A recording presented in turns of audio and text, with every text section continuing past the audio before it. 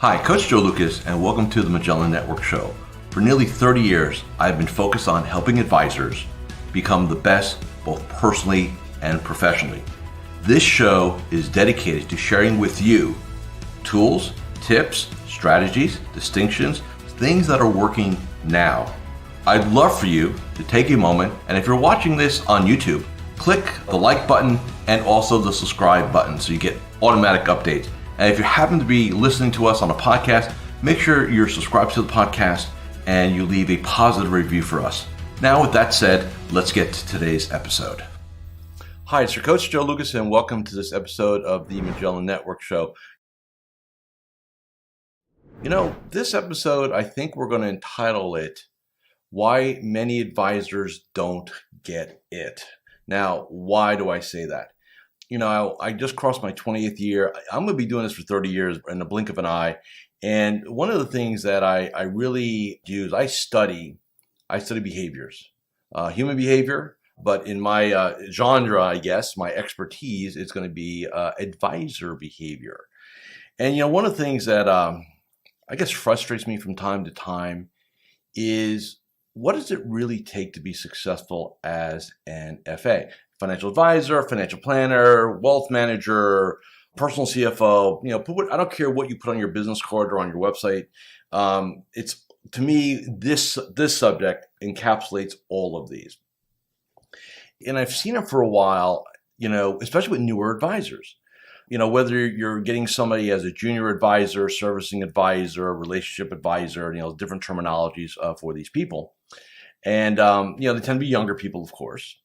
And what I find sometimes a massive gap in that model, right, in the chair, if we're going to use some EOS terms, is that, you know, we'll train them, right? We'll pay them, we'll hold them accountable. But what is the driving factor of whether or not they're going to be successful? Bottom line, it's them. So for all you leaders out there, for all you senior advisors that have junior advisors on your team, here's the question. How much time, energy, effort, budget do you put to elevating your junior advisors, servicing advisors at whatever? What I will tell you, in this industry, most of us do a very piss poor job with that. There's a bias, a massive blind spot that sounds like this. I'm compensating them well. They should just know how to do it. Or they should, quote unquote, figure it out. That's my best one. They should just figure it out. Like through osmosis, they're going to become like geniuses. And if you think about it, I want you to go back to, you know, again, obviously I'm addressing the FA community that I work with here. Go back to when you started in the business. I don't care if it was 5 years ago or, quite frankly, 50 years ago. This is hard work, man. It is not easy. It will test your emotions. It will determine who you are as a person. You know, I've said this for nearly 30 years.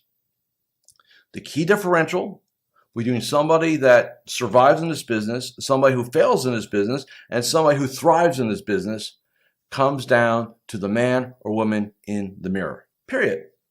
So your identity, your beliefs, what's important to you, what you believe you deserve, the permissions you give them, the permissions you give yourself, your internal dialogue, all that, right? There's a recipe to it. And I think we still, and this is what frustrates me, we still have as an industry this massive blind spot. So I'm going to double down on the question. Now, if you're a client of mine, you know that we talk about, in fact, it's in our plan that we have what we call a personal professional development budget and game plan, a PD plan, okay? If you're not a client of mine, which is fine, but do you have a personal professional development budget? Do you sit there at the beginning of every year and say, hey, I'm going to put aside X amount of dollars to reinvest back in me? That could be in terms of a personal trainer, a nutritionist, a business coach, going to conferences, you know, if you need another designation, training, whatever. Hey, whatever it's going to do, a stylist for some of you maybe, right? Whatever you need to make you a better version of you personally and professionally, that would go in the PD budget and game plan. One of the things I do when somebody wants to work with me, wants to consider retaining me as their coach, we go through like a multi-step, we'll call fit process, right? From introduction to evaluation application. And there's a rather long form to fill out, a couple conversations, and then we decide if we're a good fit or not, all right? So in that application evaluation, there's a line item in there, from 1 to 10, tell me about your personal development, game plan, and budget. And 10 is what we're looking for. 1, 2, 3, somebody even wrote, what's that? And it's consistent, right? So now that I'm thinking about it, there's actually 2 massive blind spots. So personal development, game plan, budget, non-existent for most advisors. Written business plan, strategic plan, non-existent for most advisors, right? And away we go. And if I really want to triple down on this conversation, the other part that frustrates me, advisors don't get it, is they'll sit there and talk about financial planning. This is a beautiful one. I see this and it can chap my ass sometimes, excuse the language. You're going to sit there and talk to a prospect or an existing client and tell them how important it is to have a financial plan. Tell them how important it is to have a budget, a balance sheet, all these things. But you haven't done it yourself, okay? Now, before some of you say, well, Joe, how about you, man? What do? I will tell you right now, I have a 6-figure personal professional development game plan. I join mastermind groups, training. I'll drop 5 or 10 grand to go join a group because I think I'll get one idea out of it. I reinvest massively in myself. So I'm totally fine. And you guys, if you want to call me out, feel free. I can prove it. Here's the point. If you're not willing to reinvest back in yourself, you're going to maybe make some money in this business. Maybe, if you don't fail out. And I see this, and again, I don't care if you're 2 years in this game or you're 20 years in this game. It is pervasive. It's a massive gap. Everybody will run. I remember back in probably late 90s, early 2000s, where getting a CFP was all the rage, right? The board came into the firms, right, to the Merrills and Morgans of the world, and UBS's. Hey, let's go get everybody CFP'd, right? Let's get some credentials. Let's legitimize the industry, right? So what happens? If you go back, and I'm not going to call any CFP out here. It's not the point of this conversation. But I'd be curious, and I don't know, maybe one of the industry experts will do this. I would leave, because I have no time. I got way more important things and better things to do, but I think this would be interesting. And maybe for some of you who watch or listen to me who run firms, or just listen for yourself. How many financial advisors who are CFP actually have a current financial plan of their own?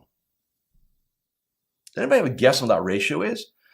I mean, I don't have any, I'm not going to sit there and do the data. My sense is the gut instinct is probably less than 25%.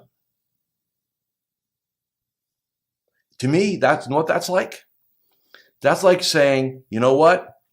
I need to get my health in order. I'm going to go to a doctor.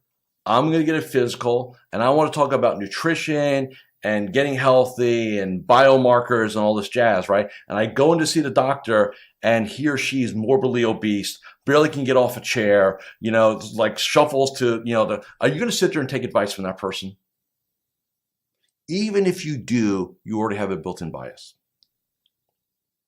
What would happen if every one of your clients and prospects and COIs say, I'd be into a financial plan. Show me a sample. Show me a copy of yours.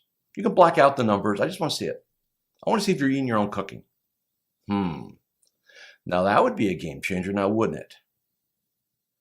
This is what we're missing, folks, is that we're going to sit there, and I've watched this industry for nearly 30 years.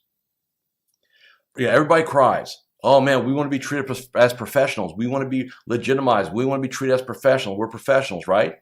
Well, maybe we start acting like it. Maybe we start, walking our talk. So how do we do that? Number one, reinvest back in yourself. I have a rule that basically says between 5 and 10% of revenue or income, you can measure it annually. It's your game. You figure out how you want to do it. but come up with an annual budget and reinvest it back in yourself every year. Here's the cool thing of doing it that way. When you do a percentage, as your incomes or revenue grows, depending how you want to do it, your budget grows. You go hire the best coaches, go to the best conferences, take a seat in the best mastermind groups.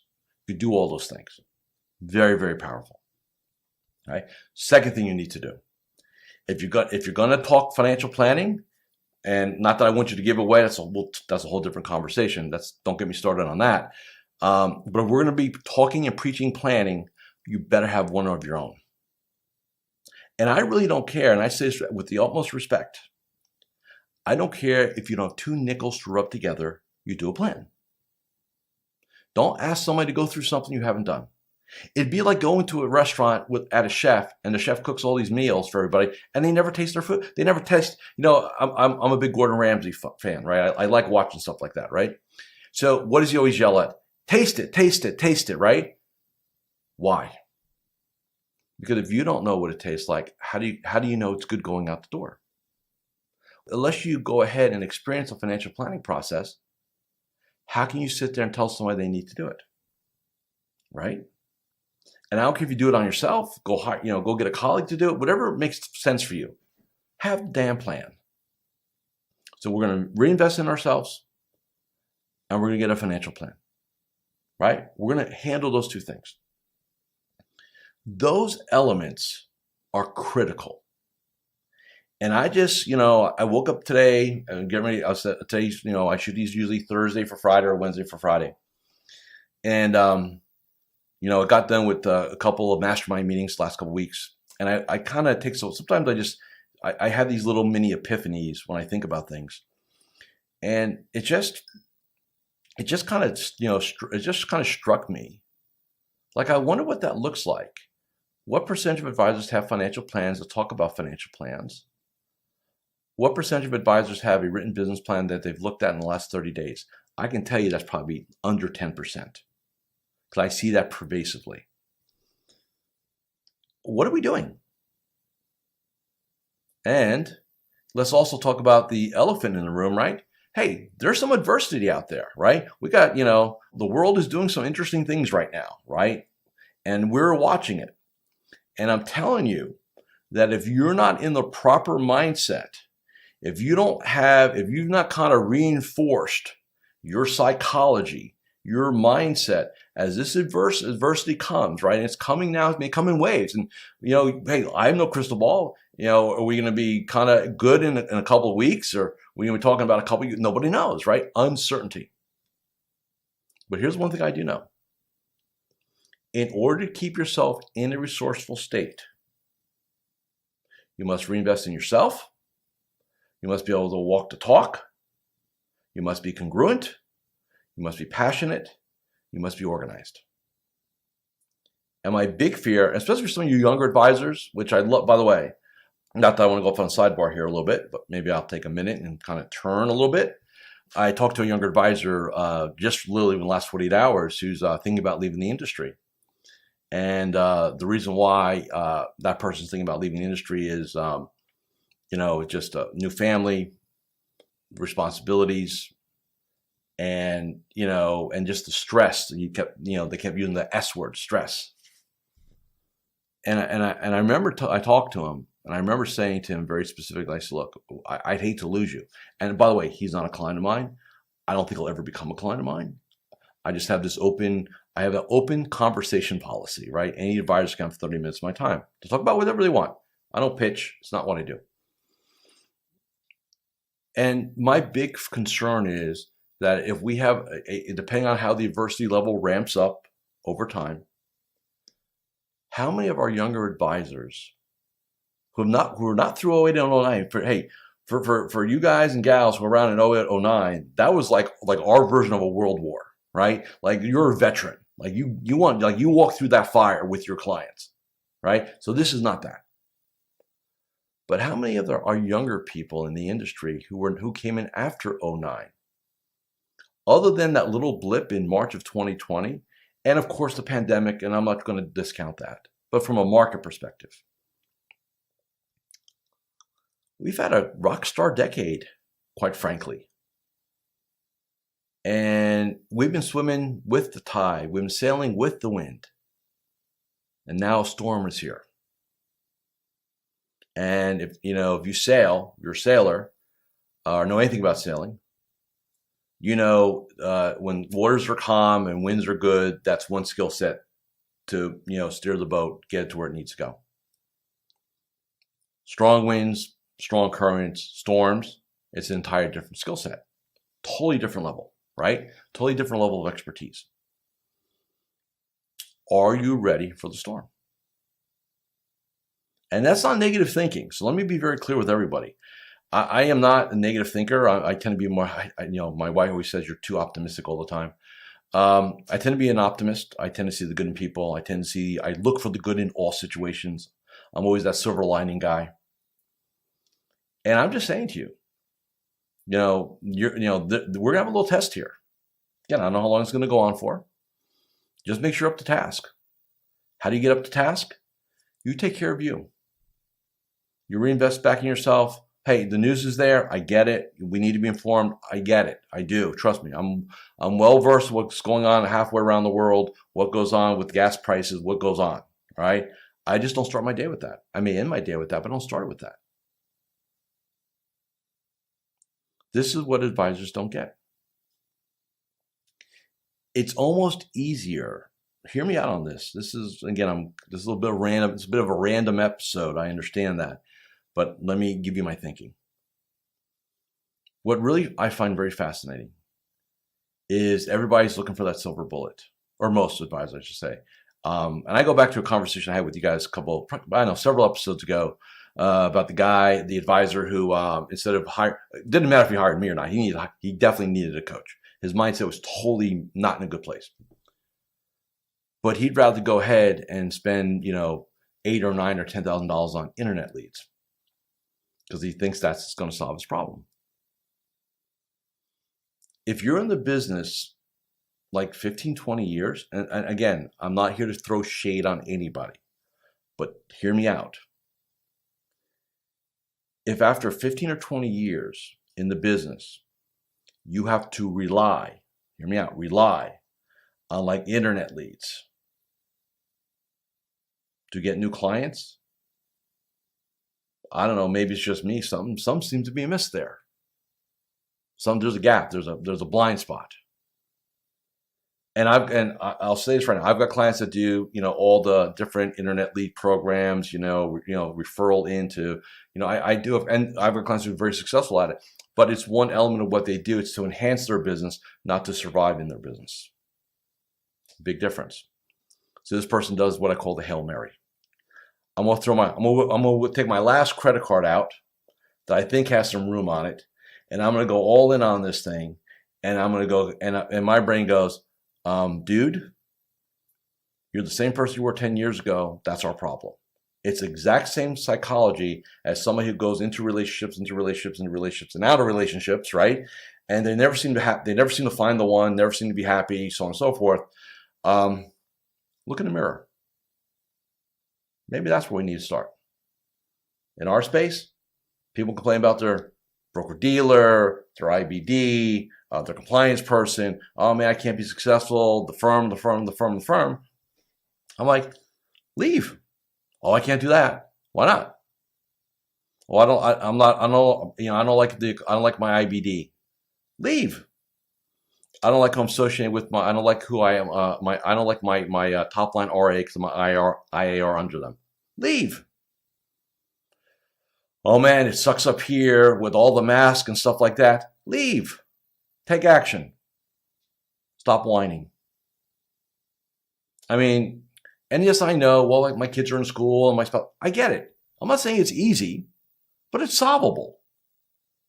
There's nothing I've ever seen in my entire coaching career that is not solvable. With some thought, some elevation, some courage, some action, and maybe some budget, depending on what we're up to. It's solvable. But if it's easier to blame others, it's easier to just not take responsibility. And that to me is what I think a lot of us don't get. It's hard, my opinion. my experiences, my beliefs, my personal experience. There are two things that are hard to do, and they're diametrically opposed. Number one is to take responsibility for successes, for failures, for your situation. Hey, if your health is not good, most cases, again, I know there's exceptions, you contributed to that. If your bank account is not where it needs to be, that's on you. Okay? And I know these are harsh words, and I'm probably pissing some of you off. I come here to be very authentic.